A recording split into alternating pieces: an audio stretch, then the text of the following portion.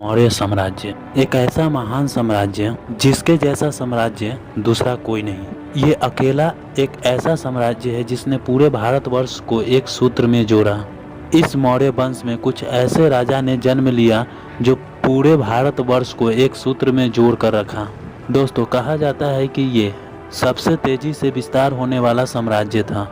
इस साम्राज्य में कुछ महान सम्राट के अंत होते ही मौर्य साम्राज्य का सबसे तेजी से पतन हो गया।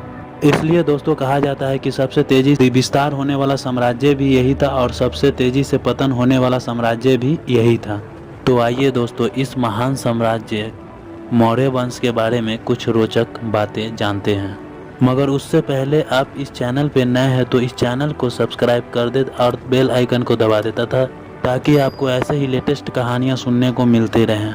तो चलिए दोस्तों, मौर्य वंश के बारे में जानते हैं। दोस्तों, अगर मौर्य साम्राज्य की विस्तार की बात करें तो ये हिंदू कोश से लेकर बंगाल की खाड़ी तक और दक्षिण में नर्मदा से लेकर कश्मीर तक फैला हुआ था। मौर्य साम्राज्य के राजाओं के बारे में बात करें तो भगवत और विष्णु पुराण के अनुसार 10 राजाओं का जिक्र मिलता है। इन सभी राजाओं का नाम जानना है तो सम्राट अशोक के कहानी का भाग 6 में बता चुका हूँ, जाकर देख सकते हैं। मौर्य साम्राज्य सम्राट चंद्रगुप्त मौर्य ने अपने अथक परिश्रम से खड़ा किया था और आचार्य चाणक्य जैसे महान ज्ञानी ने मजबूत शासन व्यवस्था प्रदान किए थे, जिसके सामने आधुनिक समय में अच्छी से अच्छी शासन व्यवस्था लज्जित हो सकती है। दोस्तों, चंद्रगुप्त की मृत्यु के बाद उसका पुत्र बिंदुसार मौर्य वंश का राजा बनता है। दोस्तों, बिंदुसार इतना महान राजा तो नहीं बन पाता है, पर चंद्रगुप्त के बनाए शासन व्यवस्था और चंद्रगुप्त द्वारा निर्माण विजयी सेना की सहायता से समुद्र तक मौर्य वंश का विस्तार किया और इसमें आचार्य चाणक्य ने भी बिंदुसार का साथ दिए। कुछ समय के बाद मौर्य वंश की शासन व्यवस्था कमजोर होने लगी, जिसके कारण महलों में ही षड्यंत्रों का विस्तार होने लगा, जिसके कारण मौर्य साम्राज्य कमजोर होने लगी। दोस्तों, बिंदुसार के नामों की बात करें तो बिंदुसार को पुराणों में बारीसार तथा अमित्रघात कहा गया है। दोस्तों, कहा जाता है कि जिस अखंड भारत को चंद्रगुप्त ने जोड़ा था, बिंदुसार के समय उनमें से कई राज्य टूटने लगे थे।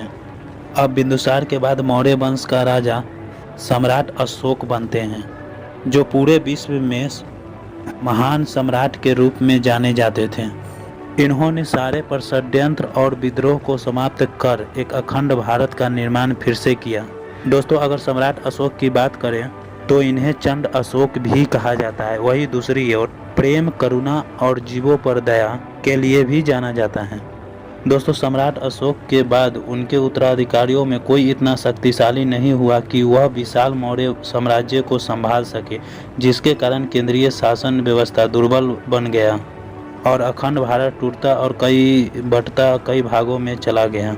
और अंत में मौर्य वंश का अंतिम राजा बृहदत्त बनता है, जिसका जिक्र हमें मौर्य शासकों के वंशावली पुराणों में मिलता है। इसके भोग विलास में डूबे रहने के कारण इसी के ही सेनापति पिस्यू शुंग धोखे से बृहदत्त की हत्या कर देता है और मगध पर शुंग वंश की नींव रखता है।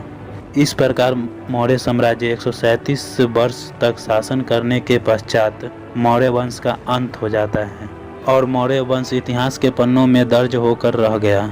दोस्तों, मौर्य वंश के समाप्ति के साथ ही उन महान शासकों का दौर समाप्त हुआ जिनमें से एक भी पूरे विश्व में इतिहास में सर्वश्रेष्ठ कहलाने योग्यता रखता हो। दोस्तों, वीडियो बनाने में बहुत मेहनत लगती है। अगर आपको कहानी पसंद आई हो तो लाइक और सब्सक्राइब जरूर कर दें। चलिए मिलते हैं अगले वीडियो में। Take care.